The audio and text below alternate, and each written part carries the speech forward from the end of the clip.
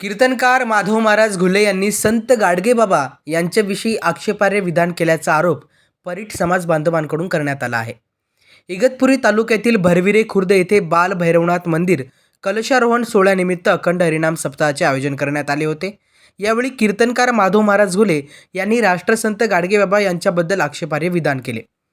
या विषयाचे गांभीर्य ओळखून त्वरित कार्यवाही करावी, अन्यथा तीव्र आंदोलन छेडण्यात येईल असा इशाराही निवेदनाच्या माध्यमातून देण्यात आला।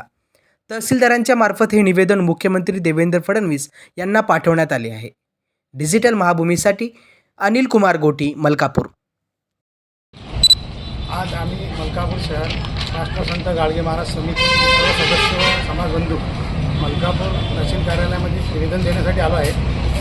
नाशिक येथील कार्यक्रमामध्ये एक तथाकथित अभप म्हणून आहेत महादेव घुले म्हणून, त्यांनी राष्ट्रसंत गाडगे महाराजांचा अपमान केला। त्यांनी राष्ट्रसंत गाडगे महाराजांना नास्तिक म्हणून संबोधले, पैसे घेऊन काम करणारे संबोधले आणि त्यांचा अपमान करून समस्त समाज बांधवांचा आमचा अपमान केलेला आहे। तरी आज आम्ही निवेदन देऊन विनंती केलेली आहे की त्यांच्यावर कडक कारवाई करण्यात यावी आणि हेच महाराज लाखोंची फी घेऊन आज कार्यक्रम करतात आणि सामान्य माणसासाठी जे फुकट रस्त्यावर उभं राहून कीर्तन करणारे संत गाडगे महाराज यांना अपशब्द वापरतात। यांच्यावर कारवाई झालीच पाहिजे।